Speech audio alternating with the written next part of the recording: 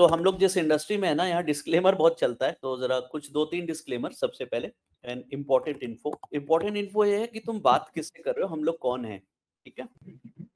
सो हमारी इंडस्ट्री में mutual fund या फाइनेंशियल इंडस्ट्री में जो भी कहो, इसमें इसको कहते हैं फाइनेंशियल इंडस्ट्री। फाइनेंशियल इंडस्ट्री में एक मैन्युफैक्चरर होता है और एक उस प्रोडक्ट को डिस्ट्रीब्यूट करने वाला डिस्ट्रीब्यूटर होता है, ऑब्लिक इंटरमीडियरी होता है। और इंटरमीडिएट राइट वर्ड, जो इसको इंटरमीडिएट करके लोगों तक जाता है। तो कस्टमर तो डायरेक्टली मैन्युफैक्चरर तक जा ही सकता है कभी भी, उसको अगर जैसे फैक्ट्री आउटलेट खुली रहती है वैसे मैन्युफैक्चरर का स्टोर तो खुला ही है। तो इंटरमीडियरी का रोल कुछ स्पेसिफिक होगा तभी इंटरमीडियरी अपना वैल्यू ऐड कर पाता होगा, otherwise customer can go directly.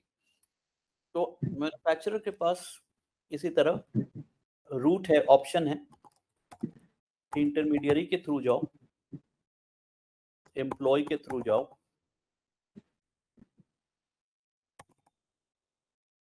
और या फिर डिस्ट्रीब्यूटर्स कहते हैं उन लोग, रजिस्टर्ड डिस्ट्रीब्यूटर्स के थ्रू जाओ। तो ये बनता है हमारा स्ट्रक्चर। मैन्युफैक्चरर जब इंटरमीडियरी के थ्रू जाता है कस्टमर तक पहुंचता है, और तीसरा है डायरेक्टली पहुंच जाओ। तो जो इंटरमीडियरी के थ्रू पहुंचता है, ऐसे इंटरमीडियरी में जो एक होता है जो सेबी रजिस्टर्ड होता है, और ये जो एम्प्लॉय होते हैं ये एमफी रजिस्टर्ड होते हैं। नाउ, और या distributor, what is AMFI and SEBI? AMFI is association of mutual fund India, यानी कि जितने मैन्युफैक्चरर ग्रुप्स होती है ये सारे लोग मिलके एक एसोसिएशन बना लेते हैं। इस एसोसिएशन का नाम है association of mutual fund of India. ये है MP, association of mutual fund of India, ठीक है।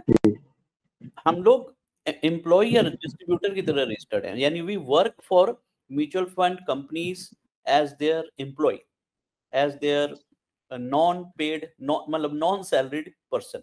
तो हमारा इंसेंटिव क्या है, हम क्यों ऐसे काम करते हैं? हमें मिलता है कमीशन, और इनको क्या मिलता है, ये जो सेबी से रजिस्टर्ड है इनको मिलता है फीस। तो ये दो अलग अलग जात है हमारे देश में। तो तुम जिससे बात कर रहे हो इस वक्त, ये कमीशन एजेंट से बात कर रहे हो। हम कमीशन से अपना जिंदगी चलाते हैं, और ये लोग जो होते हैं जैसे पेटीएम या फिर ग्रो, जीरोदा, ये लोग फीस से अपनी जिंदगी चलाते हैं। तो इनमें क्या होता है, ऑफर्स, ये अपनी फीस को डिस्काउंट के रूप में छोड़ देते हैं। जैसे 1200 रुपए की फीस बन रही है, ये कहेंगे मैं नहीं लेता, जाओ फ्री। तो ये attraction time to time build करते हैं कस्टमर को डिस्काउंट मॉडल देके। हम लोग के पास ये फ्लेक्सिबिलिटी नहीं है, क्योंकि हमें अलाउड भी नहीं है, और दूसरा हमें कमीशन आनी होती है 12 महीने में, टुकड़ों में, तनख्वाह की तरफ। तो भी कांट।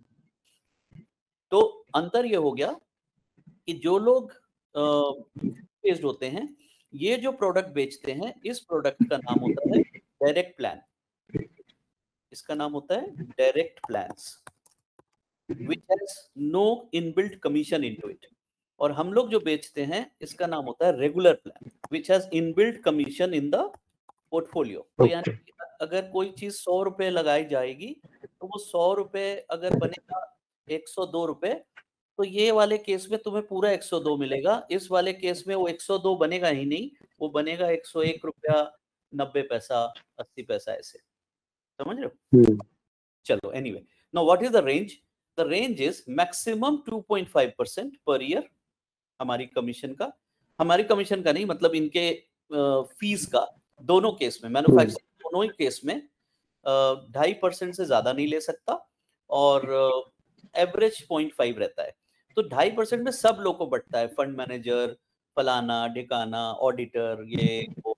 तो हम एक नॉर्मल एजेंट को 0.5 to 0.75% सालाना कमीशन मिलता है। वो डिस्क्लोज करता है अपने वेबसाइट्स पे और चीजों पे। This is the first disclaimer. Now second thing which you should understand is it's all about market and investments and all. What is the story? Story ये है कि तुम लोग कोई भी, हम लोग जन्मते हैं, बच्चे बच्चे से बड़े बड़े होते हैं, अपनी जिंदगी में खुद आते हैं। व्हेन यू स्टार्ट अर्निंग, तो उसको कहते हैं इनकम।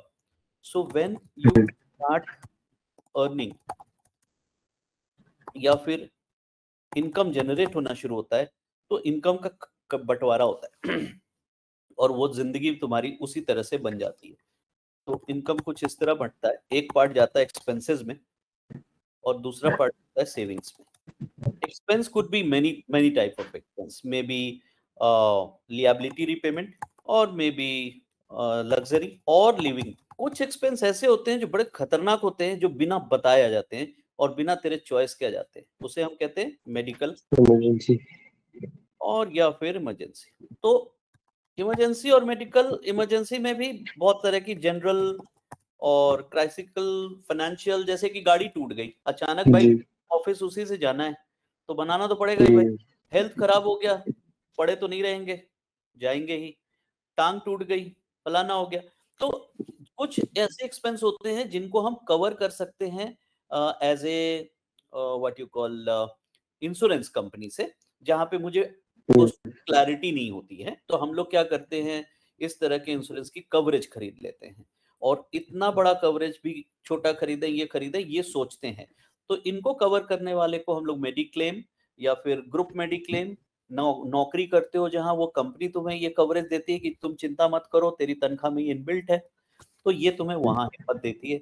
अगर तुम वहां पे हिम्मत नहीं पा रहे होते हो तो तुम अपना खुद का बनाते हो। चलो, कुछ लोग इसके मेडिक्लेम के लिए इतने फिनिकी होते हैं, उनको ये डर बहुत सताता है, तो वो पूरे परिवार का, अपने मेंबर्स का 50,000 का भी सालाना, 60,000 सालाना का भी प्रीमियम देने को तैयार हो जाते हैं। बोलते हैं मेरे 60,000 बड़े नहीं है, मेरे लिए वो बड़ा है कि मुझे इमरजेंसी में मेरा कैशलेस कार्ड चल जाए। और दूसरे ये बाकी के सारे एक्सपेंस तेरे चॉइस की। नाउ सेविंग हम जो भी करते हैं, इसके बाद शुरू होता है तुम्हारे बैलेंस शीट का दो बंटवारा। या तो तुम सेव करो और उसे रख दो बैंक में, which is most easy way to put money, और बैंक तुम्हें इस पैसे के बदले में एक कुछ ना कुछ तो देगा ही, but whatever they will give you that will be just equal to inflation. ये स्टैंडर्ड इकोनॉमी फॉर्मूला है, कोई भी बैंक तुम्हें महंगाई से ज्यादा पैसे नहीं देगा, जितनी महंगाई उतना ही रिटर्न। क्योंकि बैंक कह रहा है कि भाई अगर मेरे पास रख रहे हो तो तुम डर रहे हो तभी रख रहे हो, अगर तुम नहीं डरोगे तो you will take this money to the market could be of any kind of assets, सोना चांदी, जमीन जायदाद, शेयर्स, बॉन्ड।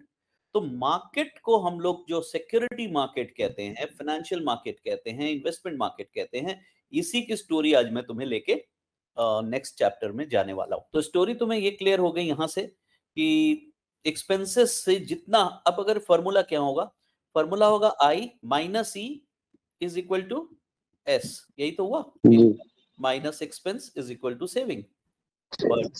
बट कहते हैं नहीं, I minus saving is equal to E.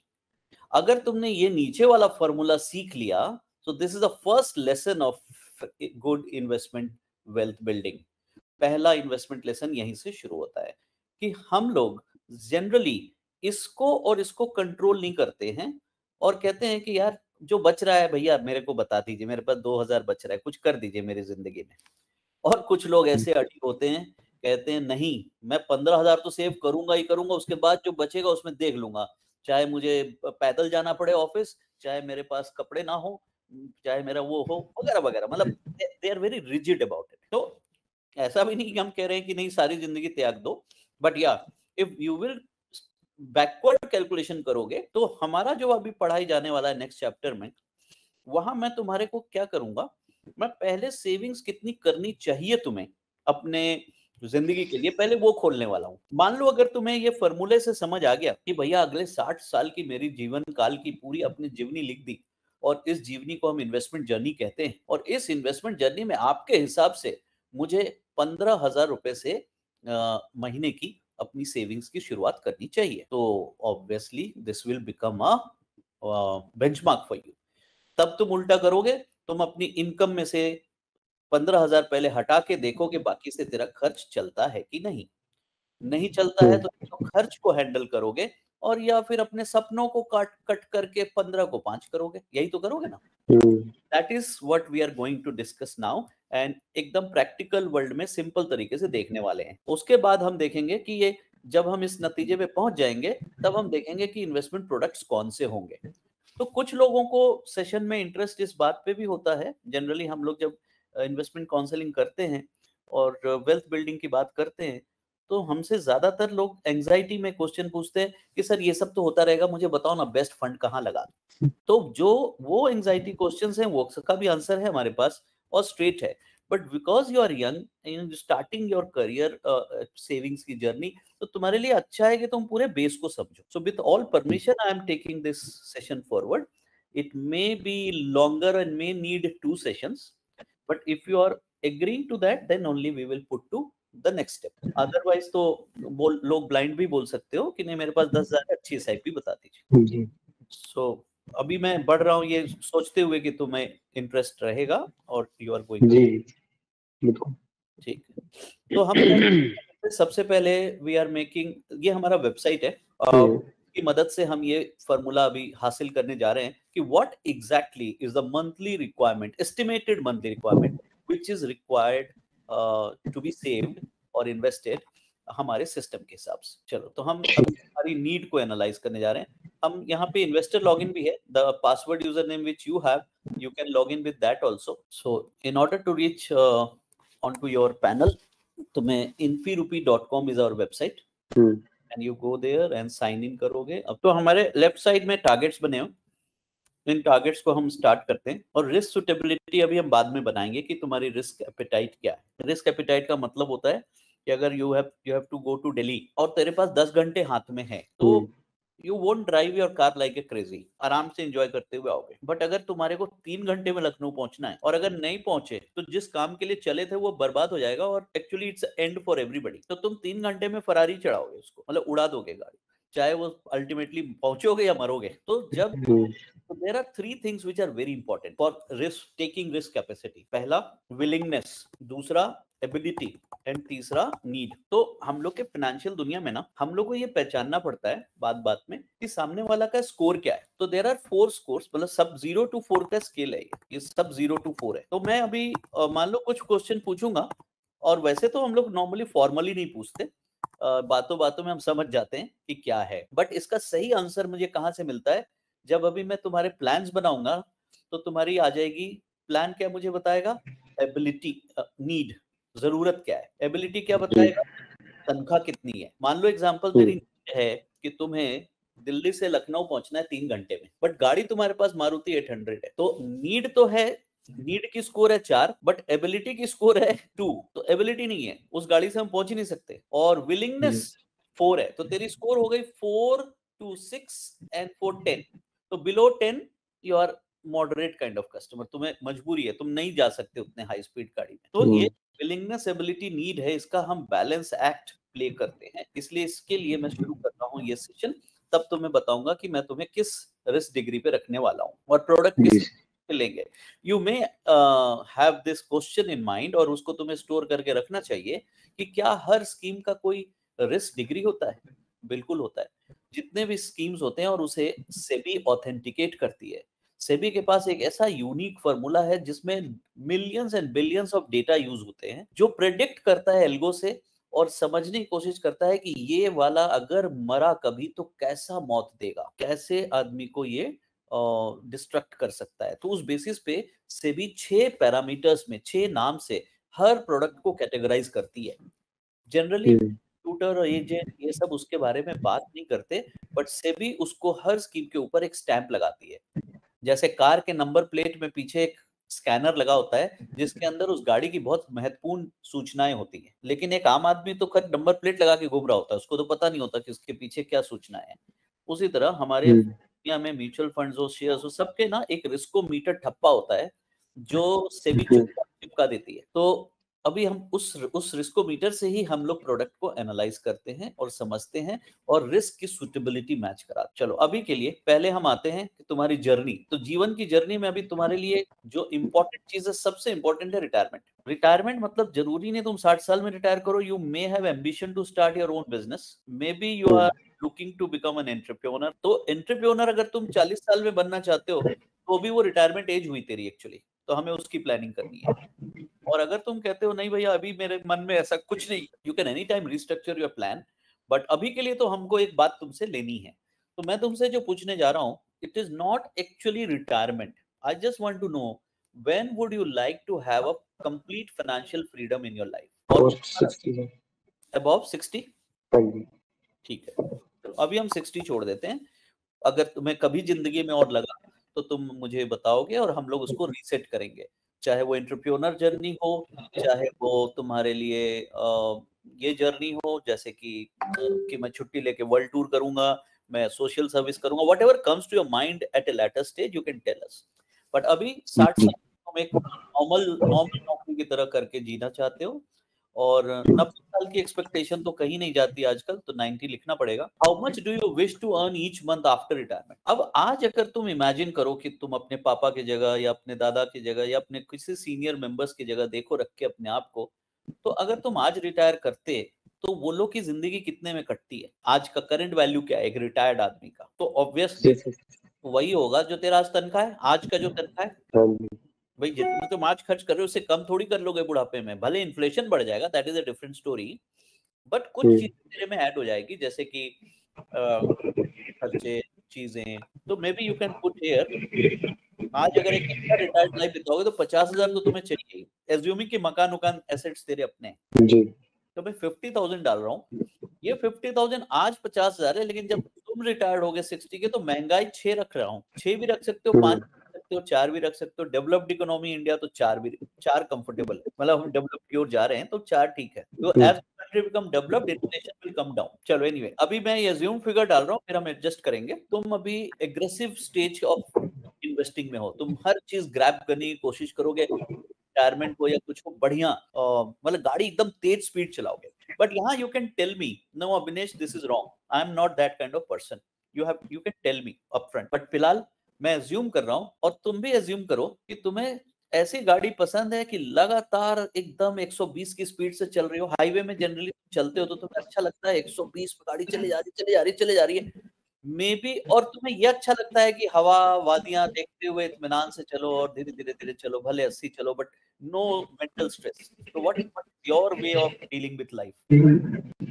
Yes, so अभी कैसे बताऊं, but हाँ, yes, I want to grab the things that are in my reach right now. Okay, if things are available, you should take the opportunity. मतलब तुम ये नहीं कहते कि Yes, opportunity yes, को जाने दो, absolutely. मैं खुश हूँ अपनी जगह। हाँ, चलो नहीं ऐसा नहीं। एटीट्यूड तो ठीक है, तो हम यहाँ 15 रख रहे हैं। 15 इज आइडियल, ऐसे लोगों के लिए 15% का target banana is not bad. लोग तो 40 भी बनाते हैं, जो राकेश झुनझुनवाला को और दमानी को सुनते हैं या उनके हिस्ट्री देखते हैं, वो तो 40% रिटर्न की भी कामना करते हैं। But 15 is a very high realistic because 15 में एक दिन का नहीं डाल रहा हूँ, year on year on year on year डाल रहा हूँ। जी, और अभी तेरे पास जीरो है कुछ भी लगाने को, तो हम यहाँ पे देख रहे हैं कि तुम्हें क्या मांग रहा है। तो सिस्टम तुमसे 2,000 रुपए महीने की मांग रहा है और ये कह रहा है कि अगर तुम 2,000 रुपए महीने की रिटायरमेंट किटी में डालना शुरू कर दो और फंड्स तुम्हारे ऐसे हों जो 15% दे दें, मतलब ऐसे फंड 15% दे दें, तो you will certainly reach that stage.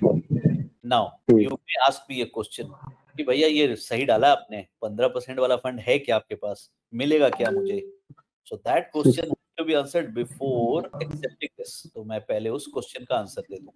So let's see the past history of the country. तो हमारे देश में अगर तुम पुराने इसमें इन्वेस्टर होते और तुम कहते बेस्ट मुझे बताइए कि 10 साल, चलो 10 साल तो बहुत कम होता है आजकल, लेकिन फिर भी हम 10 साल लेते हैं, तो 10 साल में which was the highest return provider? तो वो था 20%। यानी इक्विटी फंड से सबसे ज्यादा अगर हम रिटर्न एसेट क्लास में कमा पाते तो 20% कमा पाते सालाना, ईयर एंड ईयर, और वर्स्ट कमाते तो 12% कमाते। यानी 20 और 12 के बीच। तो हम तो एक्सट्रीमिस्ट है नहीं, ऐसा तो हमें नहीं कि एकदम भगवान है कि हम यही पकड़े होते पूरे लाइफ तेरे लिए और ये रहेंगे तब भी यही आएगा, ये भी ट्रू नहीं है। तो एवरेज रिटर्न जो बनती है वो बनती है कंपनियों के ग्रोथ रेट से, और कंपनियां का ग्रोथ रेट जो होता है 20 टू 12 के बीच होता है, तो आइडियली 15 होता है। So yani 15 is a good return which you could expect from any good business equity. By going through banks and FD's route or PPF route, you can get the maximum is 8, minimum is 6 और 5। तो 8 से 6 यानी 7% की अगर तुम्हें जिंदगी बितानी है तो ये डेट रूट है। और हाइब्रिड यानी दोनों में थोड़ा थोड़ा, कुछ एफडी कुछ बैंक कुछ ऐसे मिला के, तो तेरा एवरेज बना था 10 साल का 13 और 8 के बीच यानी कि 10। So looking at this kind of figure, हम एक चीज पे तो एज्यूम कर ही सकते हैं, और वो है कि अगर मैं यहाँ पीछे जाऊं और 15 को मैं यहाँ पे 8 करके भी देख लूं एक बार, एक बार को, कि भाई अगर मैं पीपीएफ के थ्रू या फिर ट्रेडिशनल से करूं तो मुझे क्या चाहिए, तो ये देखो ये चाहिए। Now there could be two type of person, एक बोलेगा यार मेरे पास 20,000 ऐसे है, मेरी तनख्वाह इतनी है, इतने पैसे बच रहे हैं, अरे काहे को मेरे को इक्विटी का झंझट उंझट मेंटल दे रहे हो, मेरा 20,000 का एक पीपीएफ खोल दीजिए महीने का सर, मेरा काम हो जाएगा, आई विल रीच द मंजिल, छोड़ दीजिए आप, 4 करोड़ मेरे कॉर्पस बननी है, 4 करोड़ बन जाएगी। दूसरी ओर तुम्हारा यही को फिगर को बदलते, रिस्क को समझते, ये कहानी 2000 में बढ़ जा रही है। बट नाउ क्वेश्चन जो तुम्हारे सामने आ रहा है वो एक बड़ा स्ट्रेंज क्वेश्चन आ रहा है। क्वेश्चन ये है कि ये आ तो जाएगा, और अगर ये आ ही जाएगा, आपको इतना भरोसा है, तो सब लोग यही क्यों नहीं चुनेंगे? कोई कौन सा बेवकूफ और गधा होगा जो 20,000 भी चुनेगा? तो सवाल ये बनता है कि भाई आखिर ऐसा क्या है इस 15% के प्रोडक्ट को चुनने में, ऐसा कौन सा इस गाड़ी का खतरा है, और क्या ये मुझे कर सकती है मेरे साथ? तो वो चीज में एक बार बताना जरूर, तो बताना ये जरूरी है कि there are 3 types of vehicle generally, जिसके थ्रू तुम अपनी इन्वेस्टमेंट की जर्नी करते हो। एक ऐसे चलती है, एक ऐसे चलती है, और एक ऐसे चलती है, और फिर ऐसे ऐसे ऐसे ऐसे फिर ऐसे चलती है। नाउ यू सी, ये वाला प्रिडिक्टेबल है, थोड़ा सा झटका, एंड यू नो दैट कि झटका आना है, you can predict all the upcoming झटका, and you are very comfortable in this journey. This is called low risk product. जो ये मॉडरेट रिस्क होता है, इसको तुम्हें पता है कि यार इलेक्शन के समय गिरेगा, फलाने में उठेगा, फिर गिरेगा, फिर उठेगा, फिर उठेगा, बट अल्टीमेटली ये नॉर्थवर्ड है। तो और ये जो है, इसमें ये नहीं पता होता, जब ये गिरता है ना तो लगता है कि अब ये कभी नहीं उठेगा, और जब बढ़ता है तो लगता है कभी नहीं गिरेगा। ये जो थर्ड प्रोडक्ट होता है, ये वेरी एग्रेसिव होता है, और इसे हम लोग एग्रेसिव कहते हैं। नाउ ये जो प्रोडक्ट्स होते हैं, ये एसेट क्लास के नेचर, जैसे कि ऐसे एसेट क्लास क्या होते हैं, कॉपर, जैसे कि ऐसी कंपनी के शेयर्स जो ग्रोथ स्टॉक होते हैं, जैसे Infosys is doing one of the best company, doing all the order books, but पिछले 8 साल का रिटर्न ऑलमोस्ट जीरो है। मतलब इन्फोसिस का अगर किसी ने शेयर खरीद लिया तो उसको कुछ फायदा ही नहीं हुआ, ऑलमोस्ट 8 साल होने जा रहा है, कोई फायदा नहीं हुआ, जीरो रिटर्न। और इसी तरह किसी ने एशियन पेंट, इतनी अच्छी कंपनी, इतना बढ़िया पेंटिंग, 4 साल 5 साल होने वाले हैं, जीरो रिटर्न, लेकिन उस 5 साल के पहले हीरो था, ऐसे ऐसे भाग रहा और अब यहाँ है। तो ऐसे बहुत सारी चीजें होती है जो अच्छे नाम होने के बाद there are some reason they go back and they go out, but you have to identify those businesses which will run like this and run. तो हम क्या करते हैं, हम लोगों को बोलते हैं इसमें तो 20% की काम ना कर लो तुम, इसमें तुम 15 की कर लो, और इसमें 8 की कर लो। तो obviously what you are going to select is this one, and when you are going to select this is not a good idea, this is like playing casino, this is like playing roulette, कि सारे पत्ती लगा दो, एक पत्ती निकली और 9 नहीं निकली 10 में से, तो 9 वाला इतना लॉस देगा कि एक का जो गेन है बराबर हो जाता है। So it is not a sensible way, and there are lot of people who are pain. अभी आरबीआई ने एक रिलीज किया डेटा, सॉरी सेबी ने, तो उन्होंने एक डेटा रिलीज किया कि पिछले 5 साल में बहुत सारे यंगस्टर्स ने बहुत सारे एप्स के थ्रू ट्रेडिंग्स को एक्सपेरिमेंट किया, and they made huge money, but in 2 और 3 events they lost so much that all their huge money went off। तो 70% लोगों ने अपने पैसे खो दिए, ये डेटा उन्होंने दिया है। So they are all thrill and anxiety, और उनको आज भी थ्रिल लग रहा है क्योंकि उनको होप है कि ये कल को फिर बढ़ेगा, तो उस होप के चलते वो थ्रिल्ड है। बट अदरवाइज बहुत लोग टूट गए, जिन्होंने उधार लिया था, जिन्होंने अपने डिपॉजिट मनी को यूज कर लिया, जिन्होंने अपने मम्मी पापा को देने के बजाय इन्वेस्टमेंट में लगा दिया कि अच्छा पापा बाद में दूंगा, वगैरह वगैरह। तो this is not a good way to invest. So what you have to learn is that if you are riding this 15% anticipated return target, then you have to be ready for this bumps। ये bump का nullify करने का एक ही तरीका है, north तो ये जाएगा, जैसे कि सफारी होती है ना गाड़ी की, डेजर्ट सफारी वगैरह कभी की हो, तो अगर उस तरह की डेजर्ट सफारी में देखोगे, गाड़ी में बैठोगे तो ऊंचेगी गाड़ी, कूदेगी, निचलेगी, लेकिन अल्टीमेटली जब वो मंजिल पे पहुंचती है तो सब लोग बोलते हैं वाह व्हाट अ सीन, मजा आता है लोगों को पहुंच के। उसी तरह तुम बर्फ पे चलने के लिए कहीं जाओगे तो पहले रास्ता इतना घुमावदार होगा, इतना करली होगा, जब पहुंच जाओगे तो बहुत मजा आता है। So this is the theory about equity investing. Now we will talk more about it in our next chapter and later, but अब मैं तुम्हारे उस चैप्टर पे आता हूँ जहाँ हमने ओपन किया था तुम्हारे प्लान्स, और उन प्लान्स को हमने यहाँ पे दिखाया था कि how we have created, and you have agreed upon कि नहीं भैया ठीक है 15% लेके बढ़ो, मेरे को 2,000 रुपये बनता है, चलता है। दूसरी गोल लाइफ में अभी, हाँ, एनी क्वेश्चन? इस यहाँ पे, इसमें मतलब मैं ये पूछना चाह रहा हूँ, इसमें तो कॉर्पस भी चेंज हो गया ना? कॉर्पस भी चेंज हो जाता है, क्योंकि तुम्हारी जो ये जो टारगेट है, हमने ये वाला भी चेंज कर दिया, अगर इसको चेंज कर दूंगा कॉर्पस बदल जाएगा, टारगेट का कॉर्पस।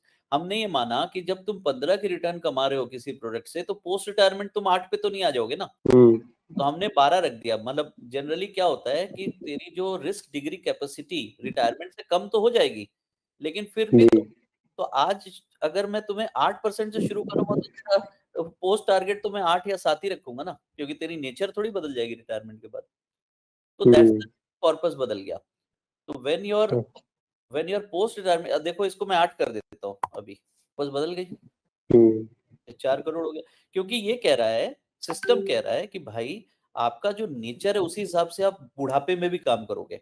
जैसे कि आज मान लो मैं रिटायर हो जाऊंगा, तो मैं जाके बैंक में एफडी करके नहीं अपना बुढ़ापा गुजारूंगा। मैं आज खाना अपना खाऊंगा तो डिविडेंड से, इक्विटी से खाऊंगा। तो नेचर तेरा वही रहेगा, बस तुम कम रिस्क लूंगा।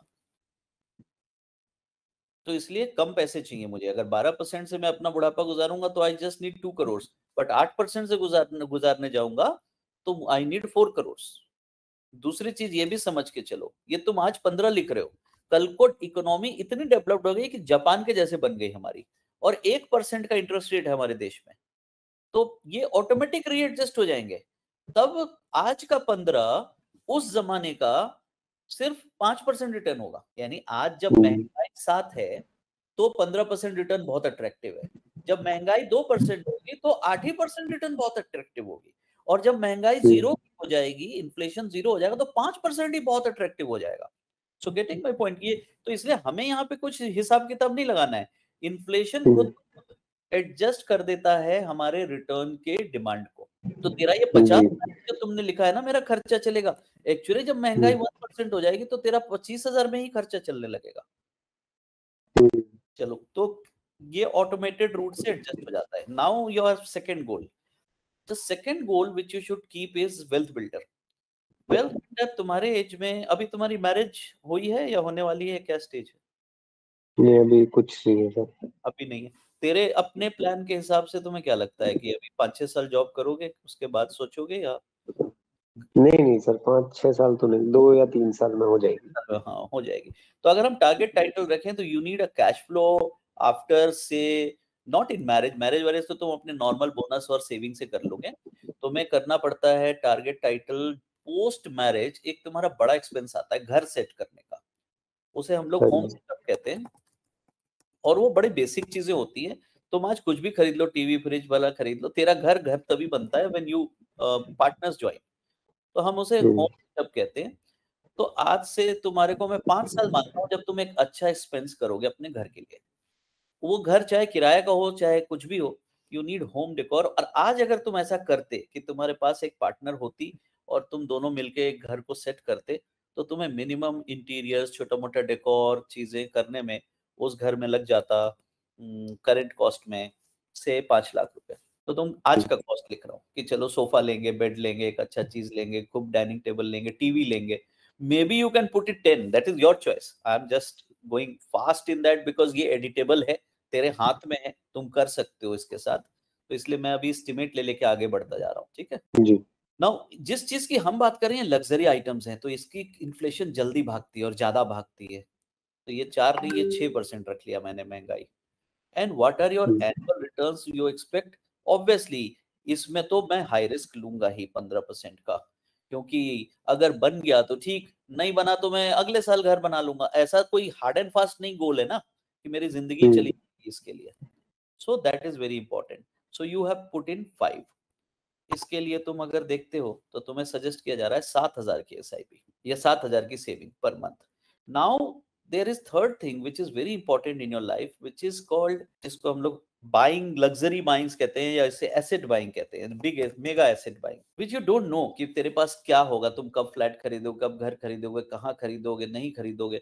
तो इसको हम लोग सिंपल सिंपल वेल्थ बिल्डर कहते थे। तो तुमको ये लगना चाहिए कि यार 10 साल कम से कम अगला, अभी मैं 26 का हूँ, 35-36 का हो जाऊं तो मेरे को एक 50 लाख का कॉर्पस खड़ा कर लेना है। से example you think about it आज से कि मैं 50 लाख एक सेपरेट कर देता हूँ, और ताकि, और इसमें कोई इन्फ्लेशन की बात नहीं है, मुझे 50 लाख चाहिए बस, ताकि मैं कोई बड़ा डिसीजन ले पाऊँ अपने लिए और कुछ बढ़िया एसेट खरीद लूँ। May be diamond, may be plot, may be flat में बी एनीथिंग, बाकी लोन ले लूंगा, बट ये मेरे लिए 50 लाख, चाहे गाड़ी खरीद लूं कोई अच्छी सी। तो ये तुम्हें नहीं पता होता, ये तेरी लाइफ का ना लग्जरी स्टेज होता है। व्हेन चाहे तुम्हें फॉरेन घूमने का मन कर गया, विदेश यात्राएं 2-3 करने का मन कर गया, इसमें भी तुम 15% की रिस्क लेके एक ऐसा फंड बनाने की कोशिश करते हो जो तुमसे 17,000 मांग रहा है। नाउ अब मैं अगर देखूं, अच्छा और तुम्हारे फैमिली के लिए अगर तुम्हारे पास कुछ है, जैसे कि तुम्हें लगता है कि नहीं मुझे गिफ्ट करनी है किसी को, मम्मी पापा की 50वीं एनिवर्सरी मान लो फॉल करने वाली है, तुम उसके लिए कुछ प्लान करना चाहते हो, मे बी अभी तो बहुत छोटा प्लानिंग है, अभी तो कुछ ही नहीं हुआ, अभी मैं तुम्हारा 25वां एनिवर्सरी का डालूंगा कि उस समय तुम्हारे आज के कॉस्ट में तुम लोग की 25th एनिवर्सरी होती तो क्या होता। तुम्हारे अभी किड्स नहीं है तो इसलिए किड्स की प्रोविजनिंग नहीं डालूंगा, उससे मैं डालूंगा जब तुम लोग डालोगे। बट मैरिज एनिवर्सरी का मैं अभी से प्रोविजन डालूंगा, मम्मी पापा की 50वीं डालूंगा, बहन वहन है तो उसके बच्चे की शादी के समय का डालूंगा, तेरा अपना घूमने का डालूंगा। तो जब ये डालेंगे तो ये टेबल तुम्हारी बन के मोटा मोटी 40,000 50,000 के आसपास आएगी। फिर तुम उसको एडिट करोगे, रियलिस्टिक एडिट करोगे। तुम बोलोगे नहीं नहीं मैं रिटायरमेंट का तो कम नहीं करूंगा, मैं वेल्थ बिल्डर वाला जो भैया आपने 50 लाख डाला है, मैं इसे अभी अभी के लिए 25 करके देखता हूँ, तो 8,000 में मेरा काम हो रहा है, तो यानी कि ये टोटल अब तेरे से डिमांड 18,000 की आ रही है। तुमने कहा अच्छा ये होम सेटअप जो आपने डाला है ना, ये थोड़ा और कम करिए, अभी मैं 5 साल नहीं मैं इसको 7 साल में निभाऊंगा, पहले मेरे और पैसे होंगे मैं देख लूंगा। तो ये 5,000, तो ये 16 में आ गया, आके अटक गया तेरी चीज। That is the editing which you could do from your and and I will do at my and when you से। तो ये तेरा जो लॉगिन मैंने अभी तुम्हें दिखाया, जो जिस पेज पे काम कर, तो this is your investment target page. यहाँ पे व्यू टारगेट्स में जाओगे, सेम यही चीजें तुम्हें यहाँ पे दिखाई दे रही हैं। ठीक है, जी अभी मैं तेरे सामने ये डिस्कशन इसलिए नहीं कर रहा हूँ कि you will take some time in logging and doing this, तो only section when you log in password is there, you just go there, view target, once you view target just start editing from this section and you can even create new goals। ठीक है, तुम अपने इस figure तक सही पहुंचना, ये 16,000 पे, और वो फिगर पे पहुंचने के लिए तुम्हें इस अमाउंट के अपने सपनों को या तो बढ़ाना है, मतलब या तो एज बढ़ा देनी है उस सपनों की, और या अमाउंट घटा देनी है। That is the these are the only two way to reach to your realistic figure which you want. And जी once you do that then that formula will work, जो हमने तुम्हें बोला कि पहले आई माइनस एस कर लो और तब फिर अपनी जिंदगी में एक्सपेंस कर लो। जी चलो, तो ये हुआ एक बढ़िया चीज जिसके साथ हम लोग यहाँ इसको खत्म करते हैं। अब हम आते हैं तुम्हारे नेक्स्ट चैप्टर पे। पासवर्ड और यूजर नेम मैं तुम्हें फिर से भेज दे रहा हूँ, तुम्हारे व्हाट्सएप पे भी भेज दे रहा हूँ और मेल भी कर दे रहा हूँ। किसी सोशल मीडिया पे अगर हो तो हमारा मोस्ट इम्पोर्टेंट लिंक है विच इज कॉल्ड इंस्टा, उस पे उसको भी, लिंक्डइन पे हो तो लिंक्डइन, सब पे हम लोग के एक एक सोशल्स हैं जो कि मेरे तेरे ईमेल पे पहुंच गया होगा, तो उसको तुम एक बार लाइक कर लोगे या फॉलो कर लोगे तो you will be in touch. Now the final thing is the product. अब यू टेल मी, अभी ये सब तो कहानी हो गई विच यू कैन रीसेट, तुम्हें अभी कितना फिजिबिलिटी दिख रहा है अपने सेविंग्स लाइफ में कि what you can do with your savings, मतलब कितना सेव कर लोगे? जो उस दिन तुमने बताया था मुझे, शायद I don't remember exactly, monthly कितना सेव कर लोगे? सर सेव का तो ऐसा है, अभी तो फर्स्ट स्टार्टिंग के 2 मंथ्स में तो अभी कुछ नहीं हुआ है इतना। फिर भी अभी तुम्हारा फर्स्ट टारगेट क्या है? 2,000, 5,000, 10,000? What you think you can pull out every month? Every month if मतलब every month I can pull out 10,000। ठीक है, तो हम 10 को अभी तुम्हारा टारगेट बनाते, लक्ष्य बनाते, और उस 10 को तुम पुल करोगे तो तुम्हें कुछ फीचर्स समझा देता हूँ ताकि तुम उसको पुल करने में हिम्मत दिखा पाओ। पहला जो होता है, saving is you know more more difficult than investment. Investment तो बहुत लोग राय दे देंगे तुम्हें मिल जाएगा, बट पैसा सेविंग करना तुम्हारा काम है। तुम्हें निकालना पड़ता है ना जो, उसे सेविंग कहते हैं, और लगाना कहाँ है उसे इन्वेस्टमेंट कहते हैं। सो 10,000 को तुम्हारे को पहले 3-4 चीजें निकालना है। तो एमएफ के बारे में क्या क्या इंपॉर्टेंट है? पहला ये है लिक्विडिटी, एनी टाइम है, कभी भी निकाल सकते हो बैलेंस को, it is like bank. Exit load होता है बिफोर 1 ईयर, बट मैक्सिमम 1%। तो ये भी इतना बड़ा नहीं है, तो अगर बहुत इमरजेंसी आ गई तो 1% कटवा के निकाल सकते। अगर आप SIP भी चला रहे हो, इज नॉट लॉक इन, कोई लॉक इन नहीं होता। जिंदगी भर के लिए कभी भी तुम चाहो निकालो, डालो, बंद करो, खोलो, it's all flexible. So it's no commitment, मतलब no lock in and no commitment. तुमको अगर मन नहीं है बंद कर दो, पैसे नहीं है बंद कर दो, तो भाई एकदम फ्री मन से चालू किया जाता है इसको। दूसरा क्या होता है, 10,000 के लिए तुम सोच रहे हो और तुमको लगता है कहीं ऐसा तो नहीं मेरा अगले महीने दिक्कत हो जाएगा, नो वरी। तुम 10 से खींचो, मान लो 6 महीना बाद तुम्हें कोई अर्जेंट जरूरत पड़ गई, किसी जगह काम हो गया, कोई पढ़ाई करनी, कोई कोर्स करनी है, और तो तेरा जो उस समय तक जमा है तुम उसको निकाल लो, बट SIP को 10,000 को चलने दो। So that will give you a courage कि तेरा जो कॉर्पस है उसको तुम भले यूज कर लो, बट जो तेरे पास तुम एक बार कमिटमेंट में घुस गए हो उस मंथली सेविंग की, उसको मत छोड़ो। सो वो हैबिट को जरूर डेवलप करना होता है ना। सो विद दैट, अच्छा, मतलब आप ये कह रहे हो कि जैसे आज स्टार्ट किया है और इफ पोस्ट 6, 7, 8 मंथ्स का अगर जरूरत पड़ गई तो जितना कॉर्पस बिल्ड हुआ है उसमें से निकाल के लेकिन SIP चालू रखो। हाँ दैट बिकॉज अच्छा, SIP इज ए ठीक हैबिट, है। हैबिट को नहीं हाँ जी, डिस्टर्ब। हाँ जी। बहुत बच्चे इसी में सोचते रहते हैं, अभी नहीं, अभी अंकल मेरा 2,000 ही मेरे को बचता है, जब एक बार मैं अच्छे से बचाने लगूंगा तब लगाऊंगा। तो मैं कहता हूँ यार अच्छा क्या होता है, लगाओ ना, तुम्हारा कोई पकड़ के तुम्हें थोड़ी ले जा रहा है, ये 10,000 तुम्हारी कोई लूट थोड़ी रहा है। You start your habit, bank से डेबिट होने दो, उसके बाद तुम्हें समझ आएगा। It is all very convenience on your app, button दबाओगे निकल जाएगा, बटन दबाओगे लग जाएगा, तो कोई बड़ी बात नहीं है। दूसरा क्या है, ऑटो डेबिट होता है। अच्छा। ऑटो डेबिट का मतलब तुम्हारे बैंक से डेट तय कर दिया जाता है और उस डेट को निकलता रहता है, कोई इश्यू नहीं है। लास्ट इंपॉर्टेंट थिंग है, वेरी वेरी ट्रांसपेरेंट, 100% ट्रांसपेरेंट। तुम्हें सब पता होता है आज क्या वैल्यू है, क्या NAV है, कितने यूनिट्स है, and it is the game, mutual fund is a game of unit, ये समझना है।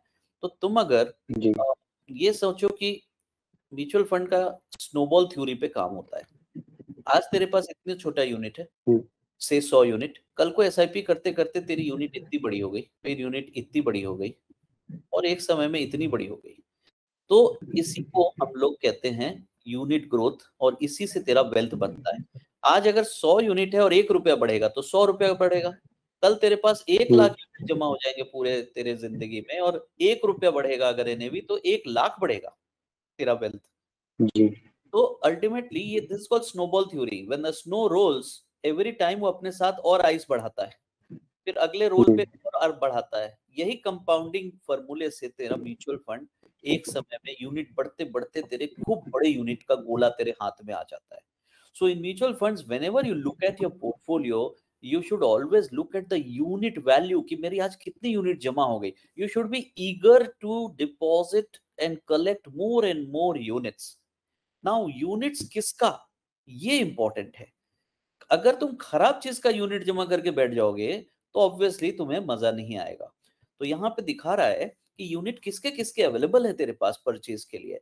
स्मॉल कैप कंपनीज के यूनिट अवेलेबल है, मिड कैप कंपनीज के यूनिट अवेलेबल है, एनर्जी फंड्स के, जो एनर्जी में कंपनियां इन्वॉल्व है उसके यूनिट्स अवेलेबल है, टेक्नोलॉजी में जो कंपनी इन्वॉल्व है उनके यूनिट्स अवेलेबल है, infra, value, consumption, PSU, dividend yield, defence, pharma, ESG, banking.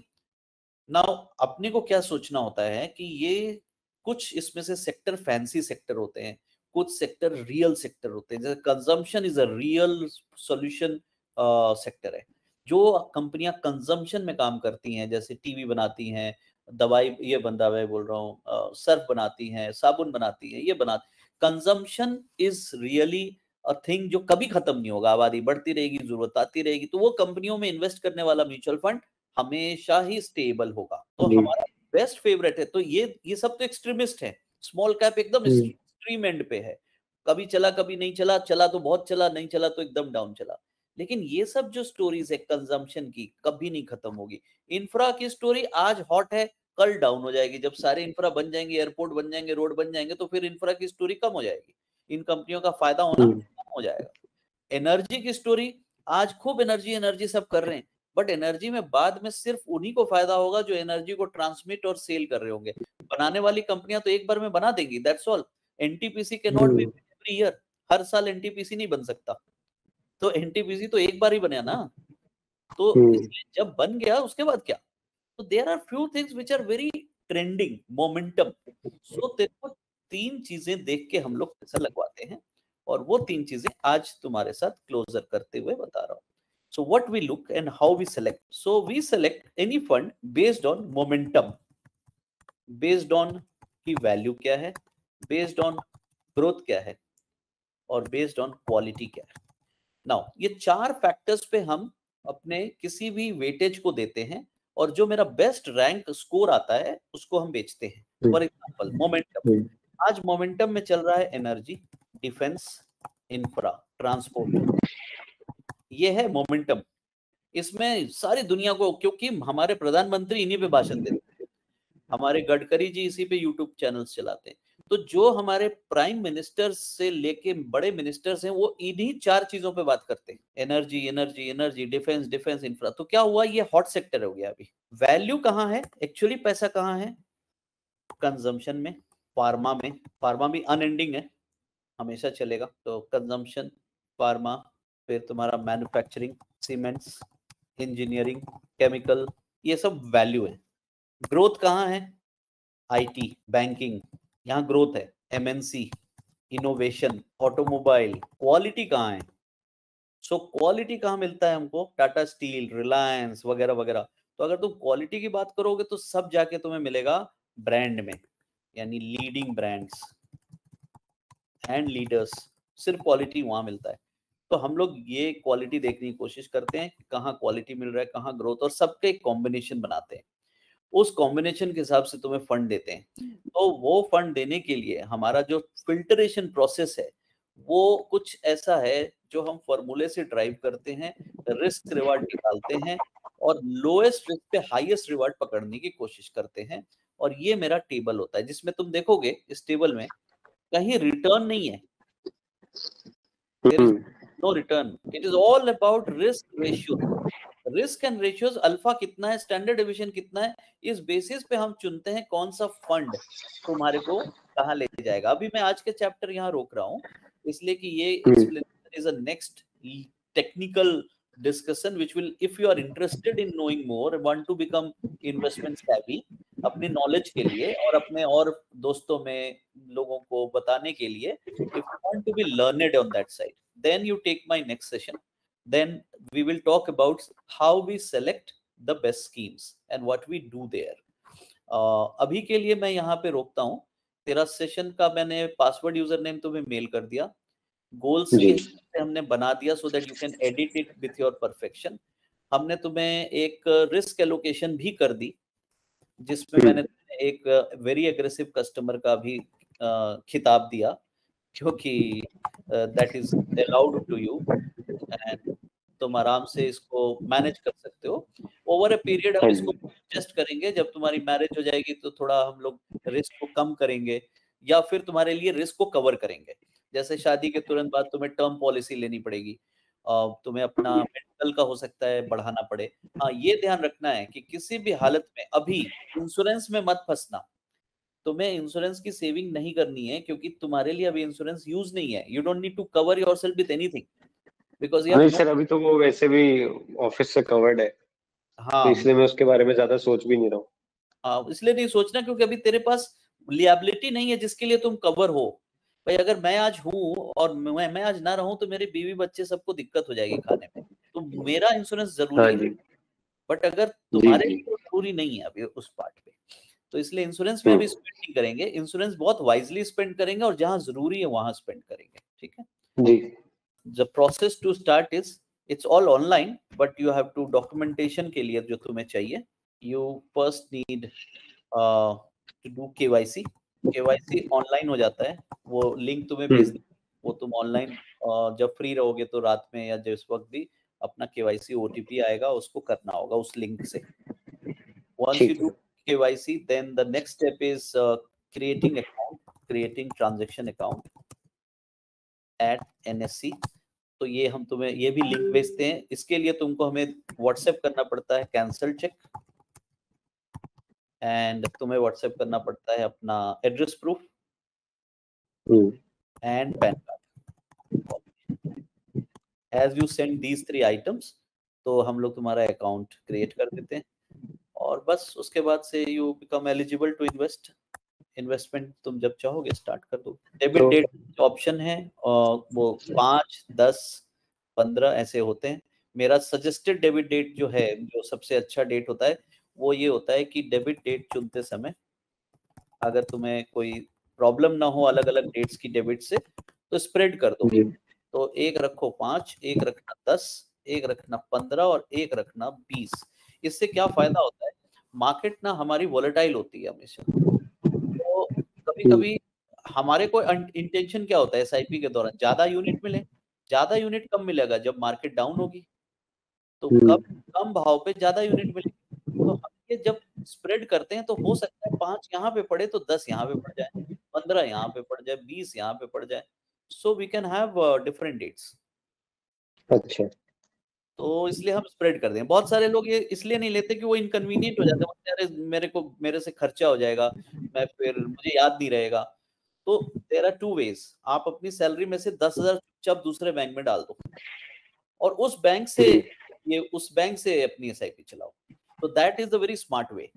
Like हम लोग जितने भी अपने करियर में पहले सेविंग किए थे, तो हम लोग का यही तरीका होता था कि हम 2-2 बैंक रखते थे और क्योंकि तनख्वाह तो उड़ा ही देते थे, कभी पता नहीं, तो सैलरी के दिन ही फर्स्ट ट्रांसफर पहले 10,000 मार देते थे उस बैंक में। उसके बाद फिर उस बैंक से मैंने जो भी करनी है करते थे। तो this is the best way. तो तुम्हारे को कभी बाउंस नहीं होगा या तुम्हें याद भी नहीं करना रहेगा, बस एक ऑटो या तो ट्रांसफर लगा दो अपने महीने का, ये स्टैंडिंग इंस्ट्रक्शन लगा दो कि सैलरी आते अगले दिन मेरा 10,000 रुपया उस बैंक में चला जाए।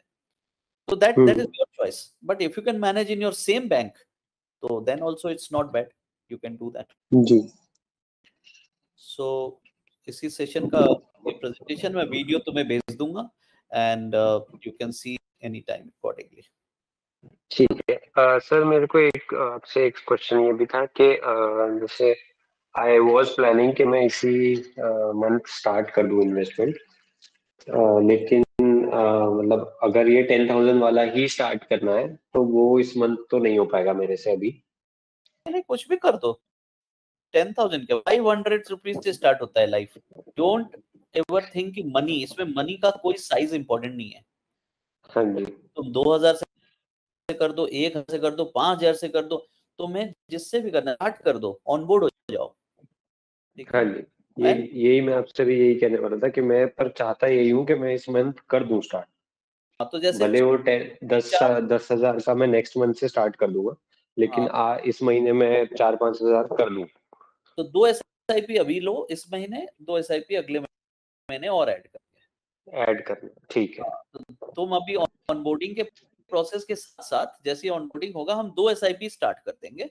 तो फर्स्ट वो ठीक है। 2 किस्त तुम कट जाएगी, उसके बाद से हम अगले महीने से 2 और जब तुम कंफर्टेबल होगे you can let us know and we will add 2 more SIPs, है ना। ठीक है सर, ठीक है।